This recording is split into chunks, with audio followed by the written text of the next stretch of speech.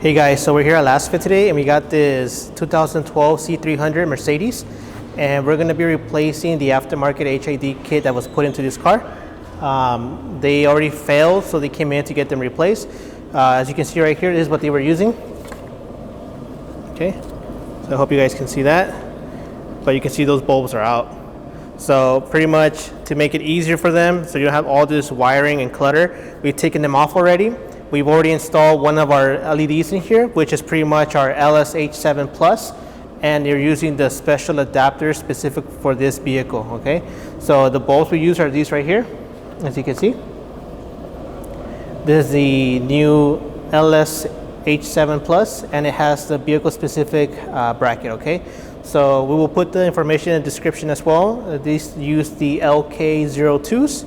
But we'll make sure to put all that in there, okay? So for now, let's take this out of the way, and we'll go on to finishing the other side. Okay, so make sure every time you work with this, you make sure your power is off. So let me turn off the power real quick. And one quick thing I want to show you guys before we get started is that when you get your LSH7s, they'll come like this, okay? They'll actually have a different metal base, which would be the standard H7 base, and you would have to buy these adapters separately, okay? But we're trying to make specific kits just for each vehicle, but the reason why we can't really do that is because depending on the trim, it actually has a different adapter, so it's all gonna depend on which one you have. Once we're gonna get this ready, make sure you got your adapter, make sure you got your new bulbs, and you wanna make sure the metallic side goes pointing inwards to the car, so don't go this way, okay? If you have it like this, you got it wrong. So make sure the black part is sticking out and the metal part is facing inwards, okay? So remember, it should be like this. And then put it in, and you should see it, and you can feel it lock once you got it to its final location. But since we're gonna turn clockwise to lock it, make sure you turn this counterclockwise, okay? Because if you have it all the way to the other side, when you try to install it, your bulb would just spin in place, as you can see right now. So make sure you have it locked because you're going to turn this way. So make sure it doesn't move. You know you got it right. And at that point, you can begin installing. And what you want to do for these type of vehicles, since you do have an external driver, is you want to make sure you first connect the bulb. All right. And you're going to light it up first. Make sure it actually lights up. Okay, so we'll just put this right here for now real quick. There you go.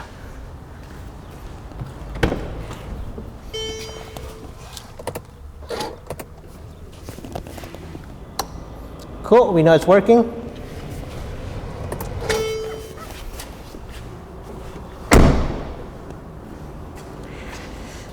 In case it doesn't light up, simply just disconnect, flip the connector over and reconnect again, and you should be good to go, okay?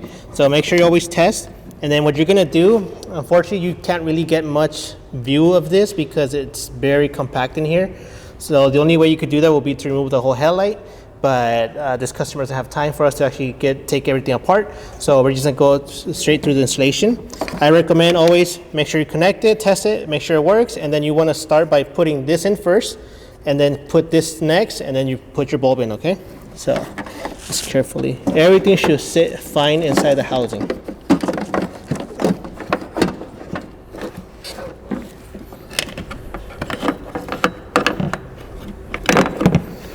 And another quick tip before I finish this off. You want to make sure that the end position of your bulb will be in this position, okay? So hopefully you can see that. You want to have this slope pointing downwards, not upwards, okay? Because if you have it upwards, you'll have a very dark spot on top. So you want to make sure you have it in this position. Its final resting position should be this way, okay? The cool thing about it is that in case you do have a bad pattern, just simply, once it's locked in place, just simply turn the bulb, since it does allow you to adjust until you get the correct pattern, okay? So we're going to go install.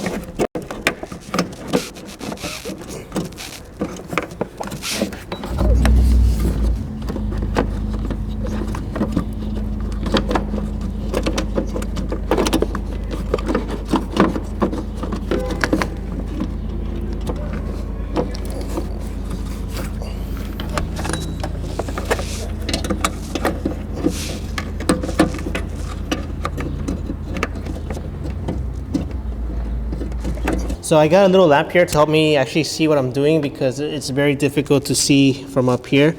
But once you get it in, if you can come in, hopefully you can get this. See if you can get inside here. See, I don't know if you can actually see that. But is it possible to see it? No, you can't.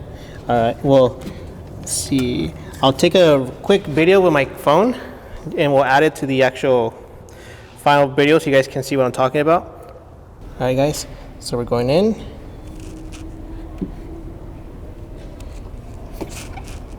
So there you go. That's how the bulb should look, all right? It's gonna be locked in place. On this specific bulb, the actual cable sticks to the bottom, okay? So some people will try to base the position of the bulb by looking at that cable, but I recommend don't do that. The reason why is because sometimes that cable can be pointing upwards to the side or bottom. So as long as you know that the bulb is pointing where it's supposed to be, then you're good. Doesn't matter where that cable points at. Just make sure you got that good light pattern, okay? And as you can see, everything fits in there, no issues. For those who are new to LEDs or don't know really how they work, don't confuse the driver with the resistor. The driver does not get as hot as a resistor. So if you put it inside, you're okay. There's plenty of room in there. The fan also helps kind of ventilate it, but you'll be good. They don't get as hot to the point where it can melt or damage anything, okay? So you can see right there. Make sure you see that little screw right there, that silver screw. Well, make sure that that one is holding one wing and the other one on the other side is also holding a wing. Not sure if I can get it in there.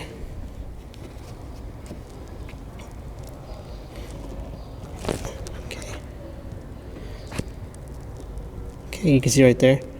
So just make sure, see if I can get it with my hand.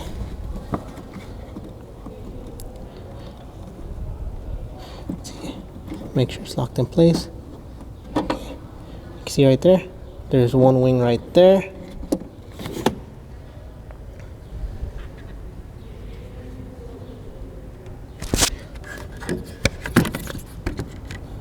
So make sure that little ball right here, you guys see. Okay, right there. Make sure that's under each screw, okay? If you have it under, you know you got it. You're good to go. At that point, you can just pretty much push your bulb back in place. Well, okay, just push it in, just like that. And it's not gonna go anywhere, okay? It's good. There you go. So, take that out real quick. We'll go back to the main camera. And now what we're gonna do is just light it up, make sure it's working. And there you have it, it's complete.